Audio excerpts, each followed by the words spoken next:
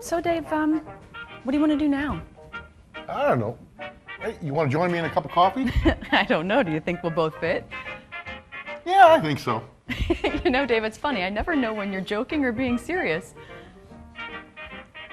Oh, you were serious.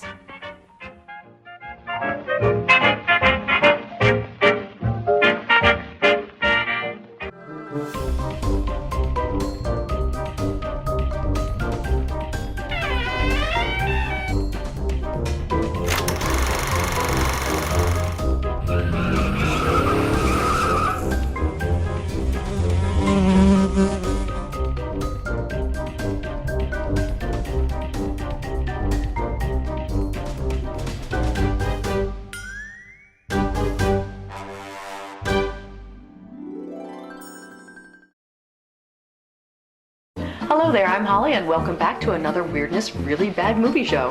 And I'm Dave, and just in case you're a little bit confused, this is not the movie hosting Weirdness Really Bad Movie TV show.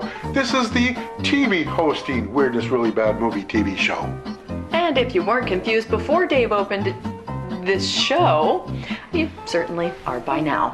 What we do on the show is take old TV programs that have fallen into public domain, and then we slice in some of our own comedy bits. Holly, you make it sound like I purposely tried to confuse our viewers. I'm sorry, Dave. I didn't mean to give that impression. I mean, I know you don't purposely try to confuse everyone. Well, I would say not. I mean, confusing people comes too easily to you as falling off a log. Yeah, I know. I really have to stay off of those logs. I've never seen you stay on one. Anyway, we'll also bring you a classic kids serial episode, and today we have episode 1 of the live-action kids serial, Diver Dan. And I really like live-action serials. Really? Why is that? Well, because there's really not much going on in a dead action serial. Okay, so just what is our domain TV show this week? Well, I'm glad you asked. I brought along a visual aid to help demonstrate that. Yeah. Because today's episode is an episode of The Veil. Dave, I don't think that visual aid helps. Really? Because, you know, like I brought one for you too. Oh, well, maybe I was a bit hasty. Hey, this isn't bad. I told you so. Hey, why don't you take a break while Dave and I work out with our visual aids, and then we'll get our show started. Darn it. What's wrong, Dave? My visual aid is stuck again. Of course it is. We'll be right back.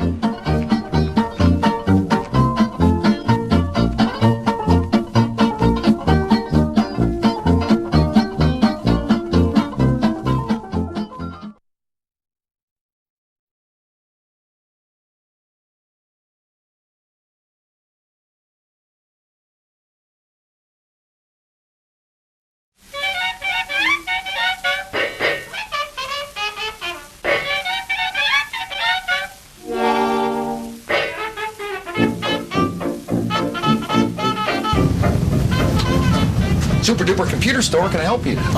Yeah, you know what? I was going to take my den and turn it into an office, and I need to buy a computer. Mac. No, the name's Dave. Your computer? No, I don't own a computer. I want to buy one. Mac. I told you, my name's Dave. What about Windows? Well, why? Is it going to get stuffy? Do you want to buy a computer with Windows? Why? What would I see if I bought Windows? Wallpaper? Never mind this Windows stuff. I need a computer and software. Software for Windows? No, for my computer. You know, I want to write proposals. I got to run my business. Got to track my money. What do you recommend? Office. Yes, for my office. What do you recommend? I just did.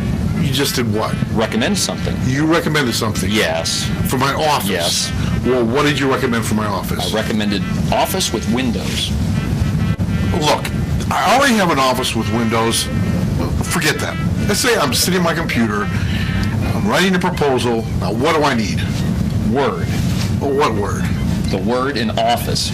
There's only one word in Office. The word in Office for Windows. Which word in Office for Windows? The one you get when you push the blue W. I'm going to click your blue W if you don't start giving me some straight answers. Let's change this again. I want to sit down there. I want bookkeeping. I want to track my money. What do you got? Money. Yeah, that's right, for my money. What do you have? Money. I need money to track my money? It comes bundled with the computer. What comes bundled with my computer? Money. Money comes with my computer? No extra charge. I get a bundle of money with my computer. How much? 1 copy. Isn't it illegal to copy money? Nope. Microsoft gave us a license to copy money. They can give you a license to copy money? Why not? They own it.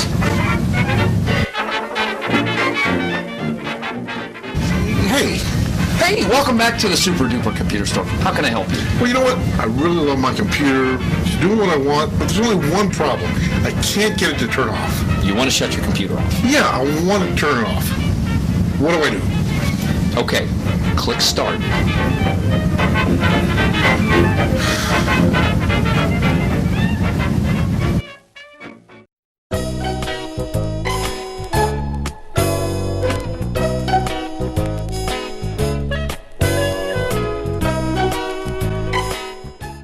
Hi, I'm Nurse Lovely with another healthy living tip. If you want to lose weight, never go back for seconds. Get it all the first time.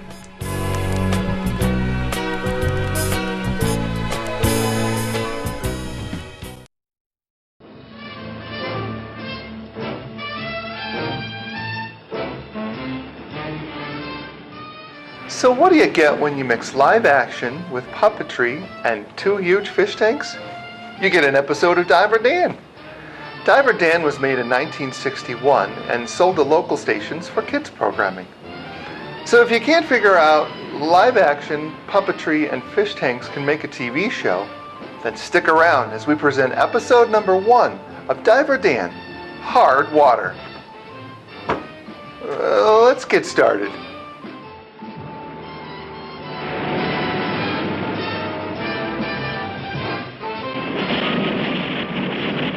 Below in the deep there's adventure and danger. That's where you'll find Diver Dan. The sights that he sees are surprising and stranger than ever you'll see on the land. The ocean floor is unknown to man, except to our hero, the brave Diver Dan. He's searching the depths of the 7 seas. Now you may share in these strange mysteries.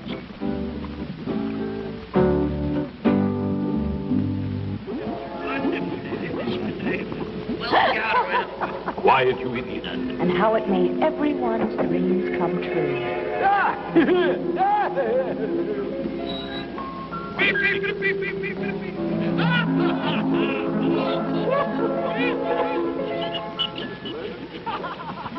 Captain! Captain! What's the matter, Dan? Will you shut off the radio or whatever it is that's coming through on the intercom? It's very distracting. What radio? We don't have a radio on. And what are all those voices? What voices? It's quiet up here. All I hear on the intercom is your voice. Oh boy, that was great. What's going on here? I know I hear voices. And that's someone singing. But at the bottom of the sea? Maybe I've been diving too long. It seems to be coming from over there. Hi there, Georgie Porgy. Well, Felly, what's new? I was just on my way to visit the mermaid. Minerva? Yep. She promised to sing us a song. Oh, great. Well, come along. What did you say? I didn't say anything. Well, I heard a squeak. And so did I. Well, bless my gill and fins. A new fish. And a cute one. Oh, she's scared. Oh, come on now, pretty little fish. We won't harm you. I'm Finley the haddock. And this is Georgie the porgy. Here comes Doc Sturgeon. Oh, good. Hey, Doc. Yeah? Oh, Finley. How are you today? Well, I hope. Doc, look what we found. A cute little fish, bright as a coin. Well, bless my scales. How cute. Wherever did she come from? We don't know. Oh, she's scared.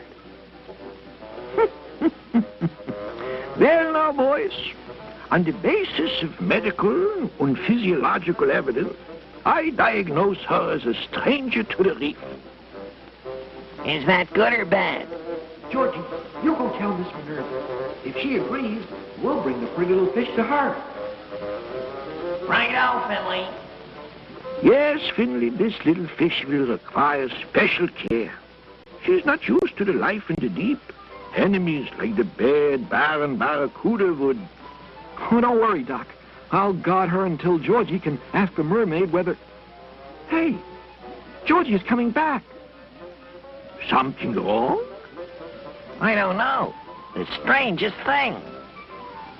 What? A hard, round lump of water. Eh? What do you mean? A lump of hard water. You can't swim through it. Hard water? Swim up. See for yourself. Let's go. Why, I must be losing my mind. Whose are voices I hear? Diver Dan! Diver Dan, this is the captain. What are you mumbling about? I think I hear voices, Captain. One of them is singing. Dan, the pressure must be getting you. Prepare to surface. No, not yet. I've got to find out where those voices are coming from. See? It's a round lump of hard water, like I said.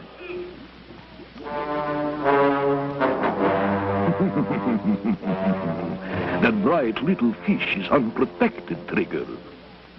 Yeah, boss. Don't call me boss. I'm Baron Barracuda. Yeah, you sure are, boss. Then call me Baron, you fool. Oh, okay, Baron, you fool.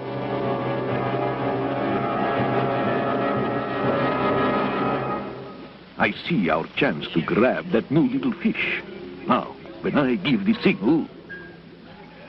Maybe I am losing my mind. Where are those voices coming from?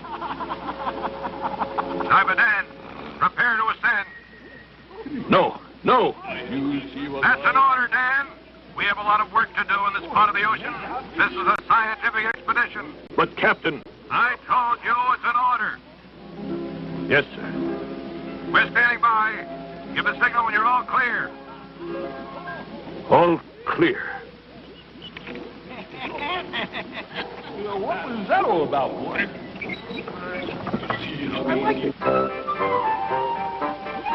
Well, boys, I don't think it's water at all. It's not even ice. It's something that is called glass. Glass, huh? What does it do? Careful now. What's that? Oh, it's Goldie. The Baron. We've got to save her. Come on, men. Whoops. Ouch. You knocked it off the ledge. Way down deep, 3 friendly fish saw a round glass bowl. A frightened goldfish hides in a coral hole. The friendly fish would go all out to help the pretty stranger. How can the bowl they found protect her from her danger? He moves among creatures of frightening features, flashing teeth, flashing jaws, clapping and snapping claws. He protects and he saves his friends under the waves. That's where you'll find Diver Dan.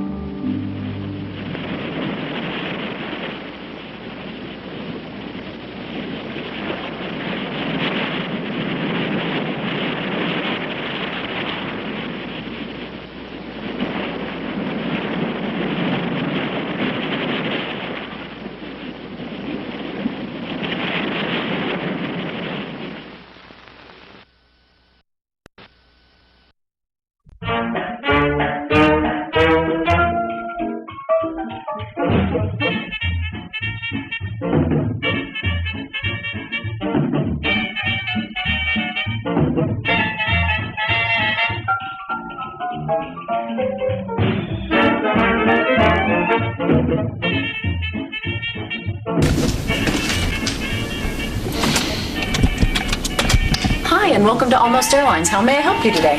I'd like to buy a ticket to East Orange, New Jersey. Okay. Well, it looks like we'll be able to accommodate you today. Great. I have an important meeting to attend to. Wonderful. Do you have any luggage to check? Yes, right here.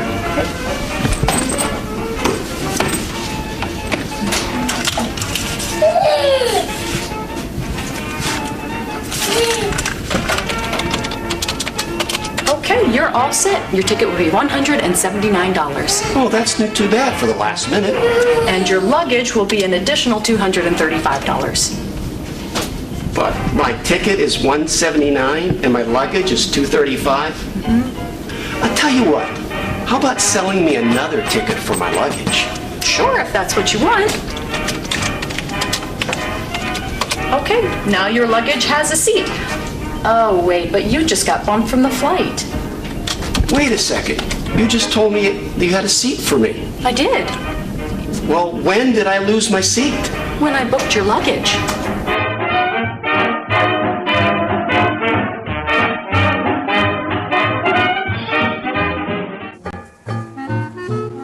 Dave, it's time to put the visual aids away. Hi, and welcome to the TV segment of our TV show. And today's show is The Veil. And it's often referred to as the best show that never aired. It was an anthology series created by the Hal Roach Studios in 1958, but financial problems at the studio and trouble with the distributor meant the end of production after only 10 episodes were filmed. Now, the series starred Boris Karloff as host and an actor in the episodes and presented stories that had some aspect of psychic or supernatural and were supposedly true and authenticated. Now, if this sounds a little like the program One Step Beyond, you have to remember that One Step Beyond didn't premiere until 1959. And to make things even stranger, one of the directors on this project, Paul Landers, didn't even remember working on the show, and Boris Karloff claimed that he's never been paid for the work he did on the project. And with only 10 episodes ever filmed, the show was never aired. So today we're showing the episode Summer Heat. Time for visual aids, Holly. Now on to The Veil. Roll the tape, Eugene.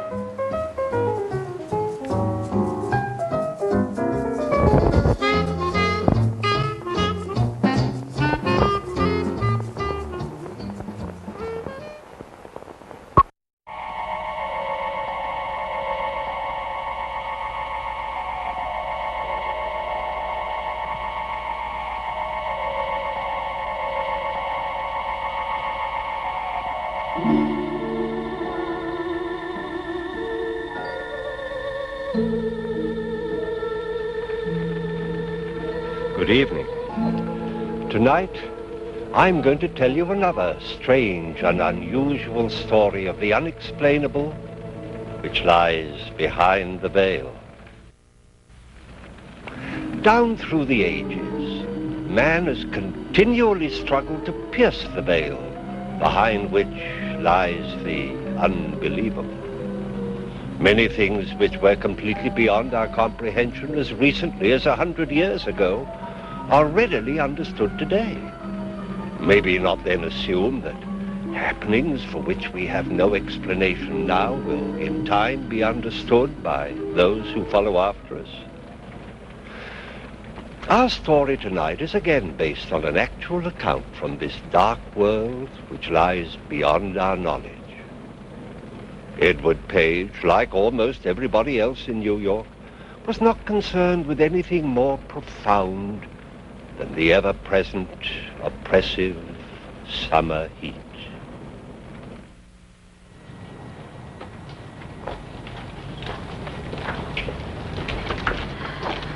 Good evening, Mrs. Foley. Good evening. Good evening, Mr. Page. Oh, it's awful hot, ain't it? The humidity, Mrs. Foley. That's what's bothering you, the humidity. Maybe, but this heat ain't doing me much good either.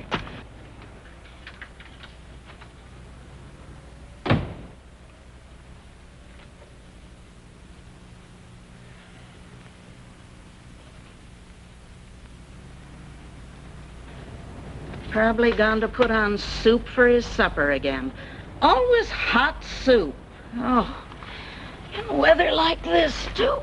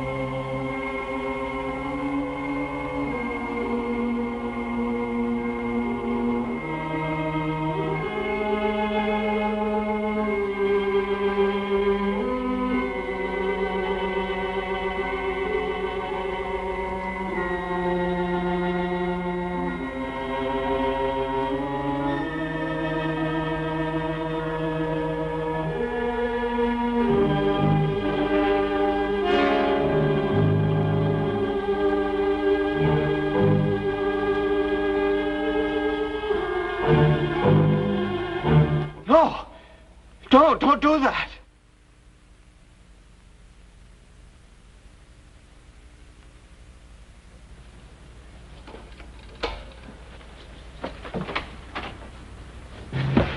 It's murder. I saw a man kill a woman. Where? Apartment across the way, 3rd floor back on the corner. I gotta get the police. Murder. Police.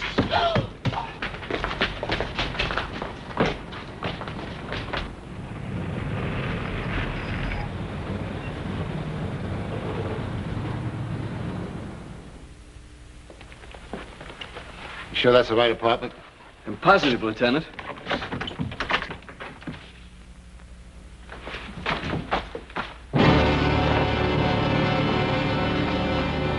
It's empty. The woman, she isn't here. Maybe it's the wrong apartment, huh? No, it's the right one. There's my room right opposite this window. Look around you, Page. There's no body, no sign of a crime. I don't care. It happened. I know I saw it, but... I don't know what happened to the furniture. Please, Sergeant, I know I saw it. The woman was blonde. She was brushing her hair. It was very pretty. She fell right over there. The killer was hiding right there. He wore shiny black leather gloves, and he had this flashlight, and he came up behind her, and... I know what you're thinking. You don't want to believe me, but I'm not lying. I know I saw it. Sure, you saw it. But now we gotta figure out what happened. Let's go over to your room. There must be some mistake. There's no mistake. While you're doing all this, the killer's getting away. I can describe him for you exactly. With a description, you could catch him. And charge him with what? Murder and robbery. He robbed her purse and he took the jewelry out of the box. It was right there. Her purse was on the couch. Let's go back to your place, huh? We'll leave the lights on in here so we're sure we get the right apartment.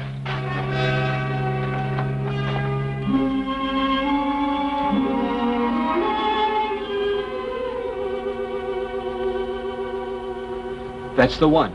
See where you left the light on? That's where I saw the woman. She had on a pale blue dressing gown. Please, Lieutenant Davis, say you believe me. Say that I really saw what I saw. Mr. Page, it's been a hot day. Now, you were tired, what, with just coming home from work and all? You heard what the janitor at the apartment house said? No blonde. And nobody in that apartment for the past month. It's for rent. I saw it. You didn't eat your dinner. Lots of times I get lightheaded when I'm real hungry. Now, why don't you be a good fellow and sit down and finish your dinner and you'll forget all about it. You'll feel better. We better get back. What about a report? Do we make one up? Yeah, I suppose we'll have to. Just say that it's been a hot day. Blame it on the heat. It's not the heat. I saw it. If you won't believe me, I'll find someone who will. Calm down, Mr. Page. What's going on here? What are you doing to Mr. Page? Tell him, Mrs. Foley. Tell him that I saw the murder, that I really saw it. But I didn't see it. Let me go. I got to tell someone about the murder. Find someone who'll believe me. You better come along with us, Mr. Page. We'll talk it over.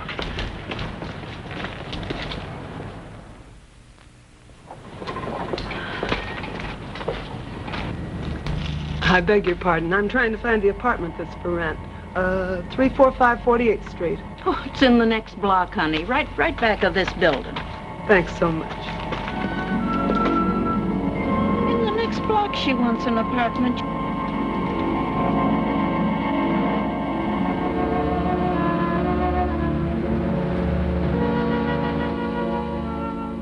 Now tell me the whole story, right from the beginning, everything that you can remember. I'll record it. All right, sir. I came... Not so close to the microphone. Just as though you were talking to me. Yes, sir. Well, I came home with my groceries. Soup. I always have soup. I like soup. And Mrs. Foley that's my landlady. She was sitting on the front steps. She looked awful. She always does. Well, she complained of the heat. And then I ran out of the room to get the police. That's all? Yes, sir. Thank you. Page, you have an amazing eye for detail and the most retentive memory. Doctor, when it's murder, you see, you remember. You keep on using the word murder. Now, how do you know the woman was dead? She was hit on the head, that's true, but she might only have been unconscious. She must have been dead. He hit her hard. It was a flashlight. Doctor, when can I get out of here? I'll send you home as soon as possible. What sort of work do you do? Well, I'm just a shipping clerk. But they count on me. I keep track of things. Mr. Wonder, he's my boss, says I have a fine memory, like you said. You can go back to your room now, Mr. Page. And you won't need any more sedation.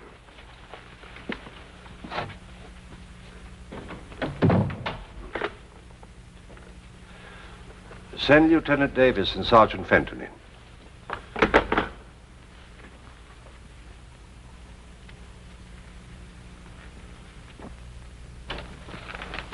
Morning, Doctor. Morning. Lieutenant, Sergeant. Page come out of it yet? I'm afraid Page isn't going to come out of it, as you call it. Well, that's too bad. He's a nice little guy. Nothing for him to come out of. He's as sane as you and I. Wait a minute, Doc. Suppose you speak for yourself.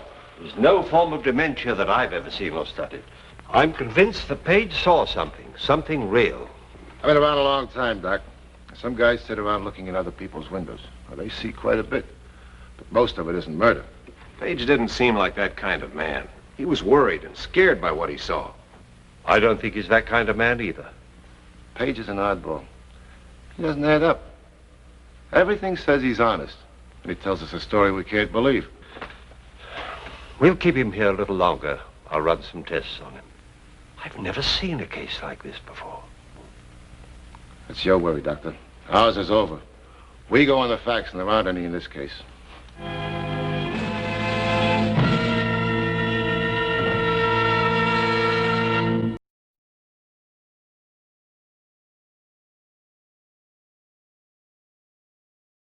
Hungry? Thirsty? The refreshment stand is open with everything to satisfy your taste buds. Here's the menu: the hottest, freshest, crunchiest popcorn, each kernel popped to its fullest with that real movie time taste. Cold drinks, you'll find your favorite ice cold, tasty, and thirst quenching. And hot dogs, hamburgers, and candy too. Now a short intermission, so you'll have time to make your selection before the show begins. Top quality hamburgers, the most popular snack in the country.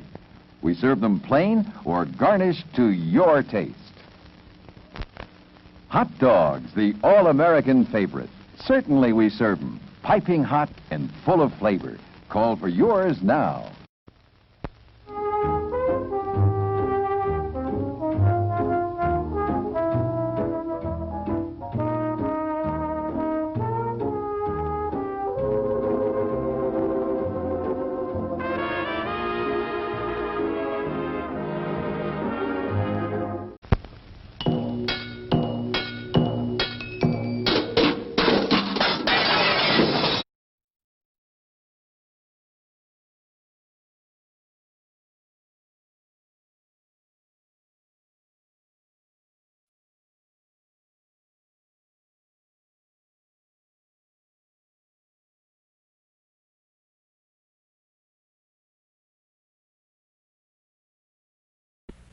Doctor, what am I going to do? Try to forget it. Go home. Go back to your job. I guess that's the only thing to do. If you can't tell me what I saw, how can I figure it out?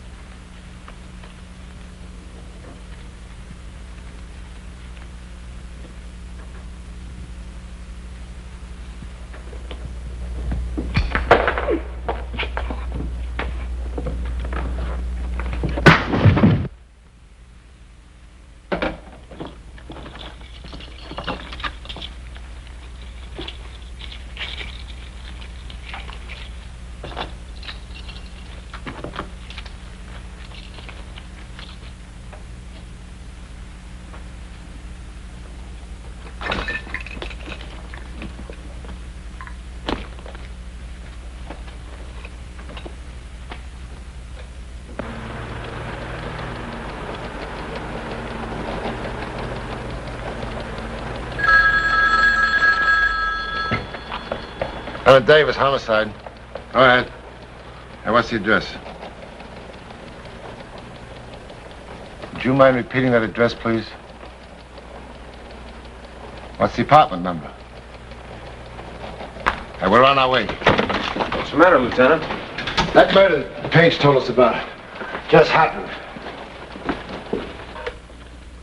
Dr. Mason, please. Blue dressing gown. She was brushing her hair. It's real pretty, too. Fell right there. Oh, Dr. Mason, this is Sergeant Fenton. Lieutenant Davis would like to know when Page was released. Oh, I see. He was released over 3 hours ago.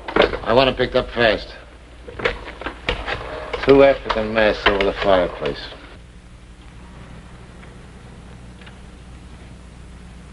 Sergeant Fenton. Hang up. I'll call you right back.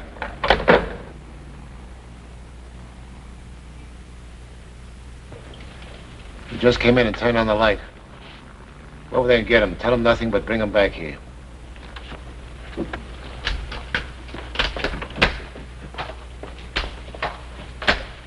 Lieutenant? Hey, Doc. Hot night. Miserable weather. Good looking woman.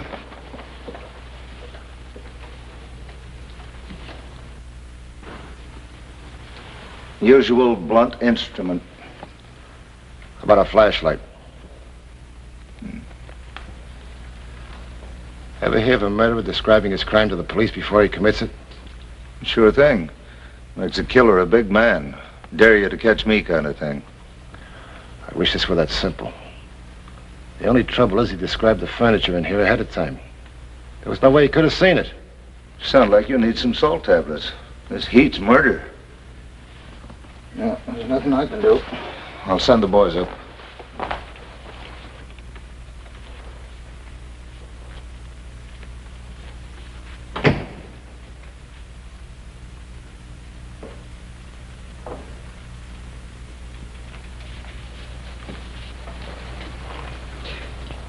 It happened. Just like I told you. That's right, Page. Just like you told us. Everything's the way I saw it. You left the hospital 3 hours ago. Did you come right straight here? I walked for quite a while. I just got home. I don't mean that. I meant here, this apartment. Why would I come here? Nobody believed you when you told us the story about the murder. It's upset you, made you mad. You decided you're going to show us. You You came home, you saw the apartment was rented, so you came over here and you killed her. No, I didn't come over here. Page, why don't you make things easy for everybody? We both know you can't see a killing, and then suddenly 3 days later it happens. But it did. I described the killer for you. And the killer is you.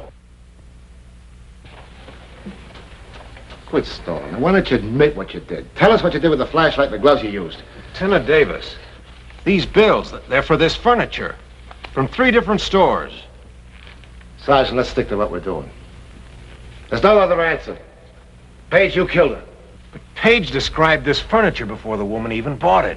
And she was in Chicago 3 days ago. She's never been in New York before in her life. How could Paige have described her? I'm willing to admit I can't explain how he could describe the furniture or the woman. But I do know how he had a chance to come over here and kill her. But I didn't, Lieutenant. I didn't kill her. If we don't all keep calm around here, I'm the one that's going to wind up in Bellevue. Let's face it, Paige. You could have prevented all this. If you guarded the apartment, you might have saved her life. Nevertheless, you're still my #1 suspect. I saw the killer. That means you can find him. I gave you a description. I know I have. But it's not enough. Let's get out of here.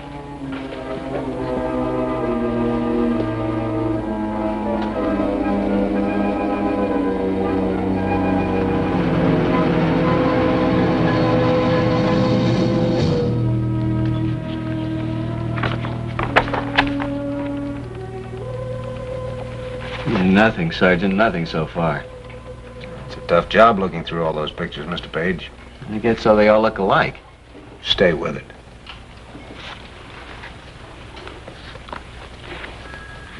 It's a pretty good description you got out of him, Doc. Better than I could do. Very few witnesses have the power of observation that Mr. Page has. I'll say that for him. He saw plenty. It's still not enough. How about the way the crime was committed, the nature of it? Oh, that's pretty standard. Look for an open door, rap on the head, take the valuables. A dime a dozen. It's the smart ones we nail. The ones that figure out their own clever way to commit a crime. Well, if that's all the help you can give us, I guess it'll have to do. Let's see how they're doing in there.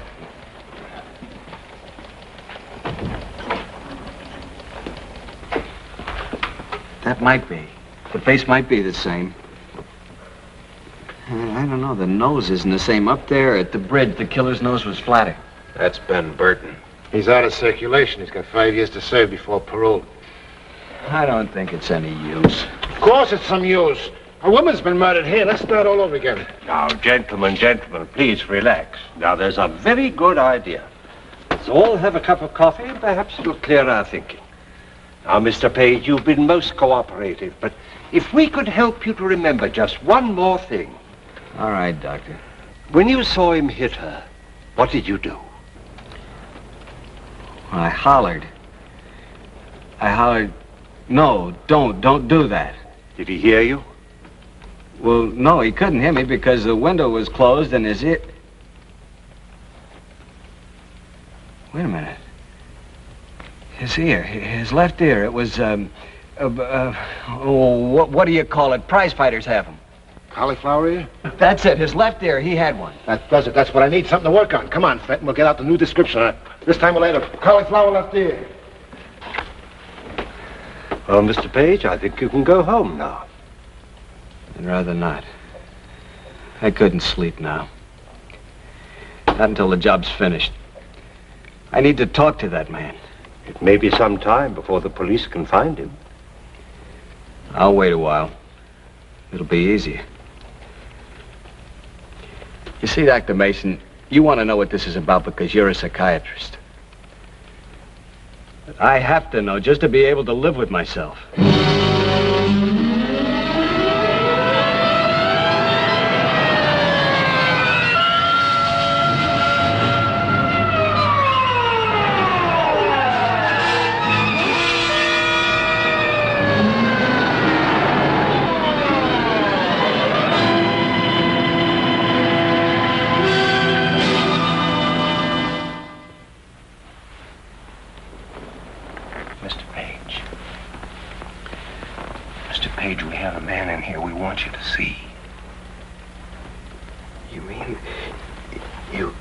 Actually found a man who...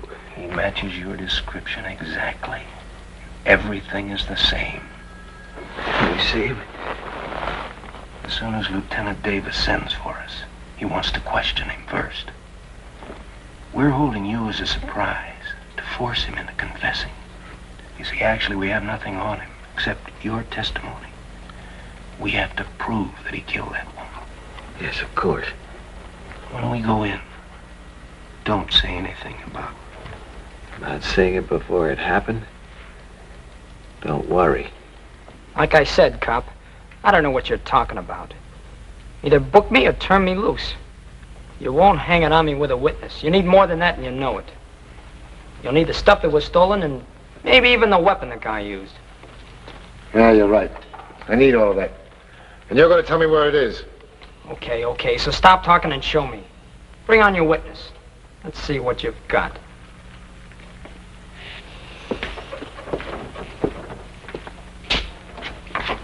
Don't go away.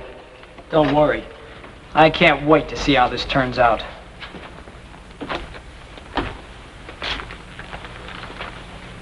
That's him. That's the man. That's him. That's the man. Sit down, Kerwin. See?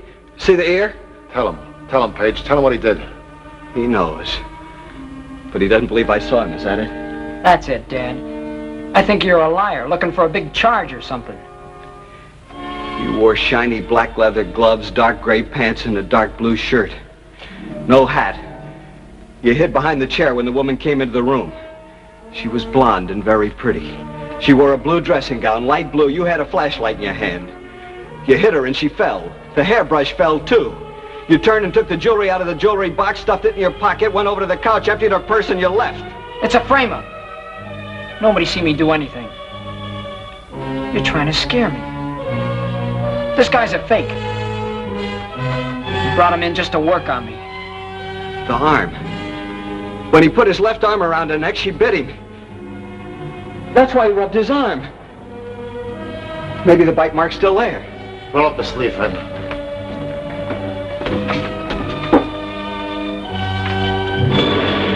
It's there. I know.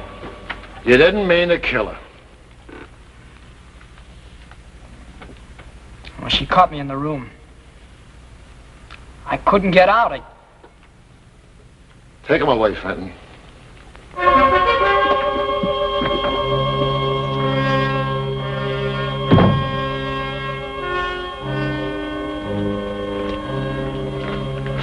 Try to forget it, huh, Page? Go back to work and stop thinking about it. Are you going to stop thinking about it, Lieutenant? No, I guess not.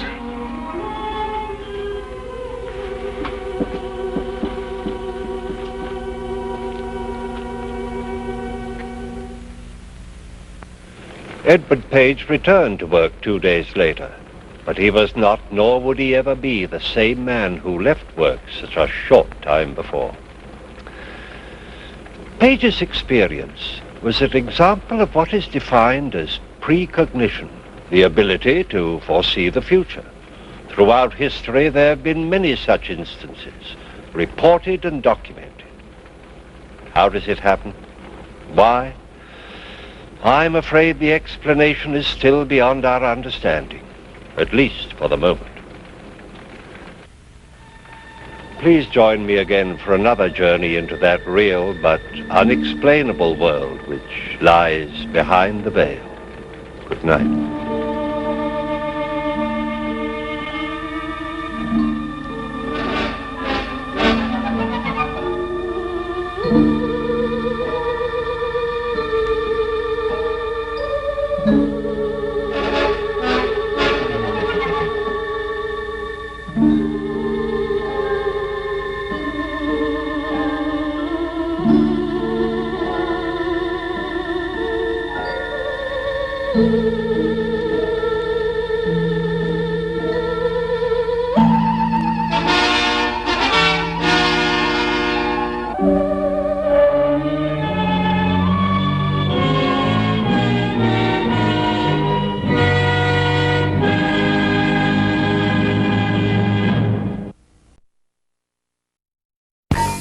The Weirdness Really Bad Movie sadly presents the Weirdness Thought of the Week. Communication with the dead is only a little bit more difficult than communication with some of the living.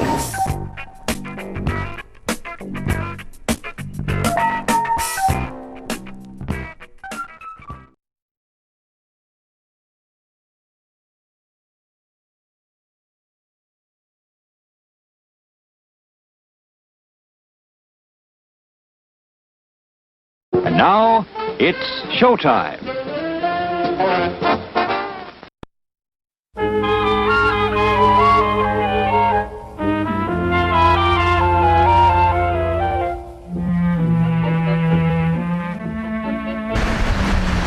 Excuse me, sir, you can't sit there. I most certainly can. I still have time on my meter. No, you can't. You're blocking the sidewalk. I'm afraid you're going to have to move. Here, let me give you a hand. Okay, all right. I'll tell you what, though. Yes, sir. I demand a refund.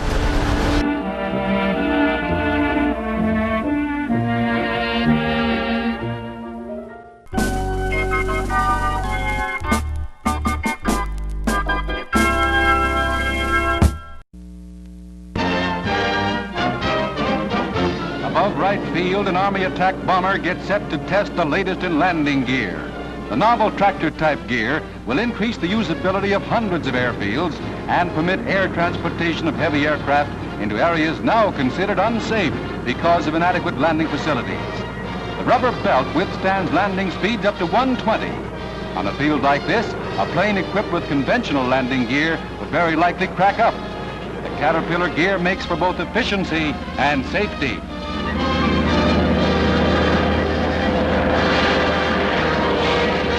In peace, it means dollars saved. In wartime, it would mean greater speed and mobility for our air forces.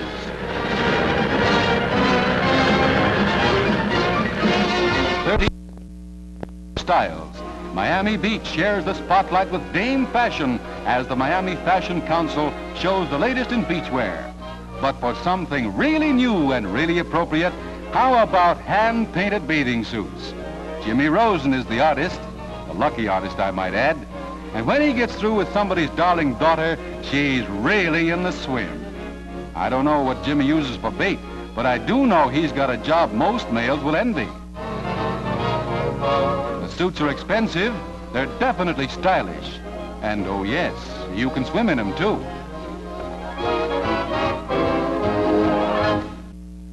One side, baseball. The Wild West is here in Yankee Stadium. Not baseball. Today it's rodeo time. Ken Maynard and Tarzan salute the thrill-hungry fans. And yes, this has its moments. When Bernice sways 130 feet above your heads, well, that's a home run of a different kind. And no time for an error. Up there, you've got to be on the ball every precious second. Bernice uses no net. Roundup time in Manhattan continues. Gregoresco is billed as the man who hangs himself. Hold on, here he goes.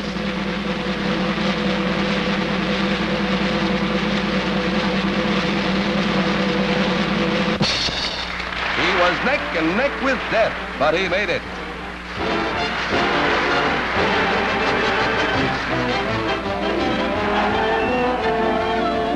Staying on board the Brahma steer is something like a merry-go-round. You stays on longer if you get the brass ring. And if you miss, well, off you go. Bronco riding like June is busting out all over and over. Many are the fancy ways you can fall off a horse. It's a toss-up which is the best way. As a finale, this one tops them all. A smashing double in the old ballpark. All right, now let's see if we can find first. No, that's not it. No, believe me, it's in there somewhere. No matter how rough you treat a rebel, it's awfully hard to hurt it. A survey of professional driving schools shows that they use more of our cars than any other kind. How am I doing? A lot better than yesterday. Turn left. I can't do it while you're watching me. Okay, turn left. Here! How does it feel the first time out in traffic, Mr. Moss? Mr. Moss? Mr. Moss? Look out for the truck! truck. Behind the bus! What bus? The Rebel has held its own against some of the worst drivers in the world. Should I turn the windshield wiper on? At this point, it looks like the Rebels are going to outlast the teachers. Okay, visual aids down. Well, it looks like that's all the time we have for this week's really bad movie show. Hey! And don't forget to follow us on our website at weirdnessreallybadmovie.com. And if you have a favorite sketch or show, send us an email at reallybadmovie@rocketmail.com. How many of these visual aids do you have? Enough to get me through at least the credits. We'll see you all next week on the Weirdness Really Bad Movie Show.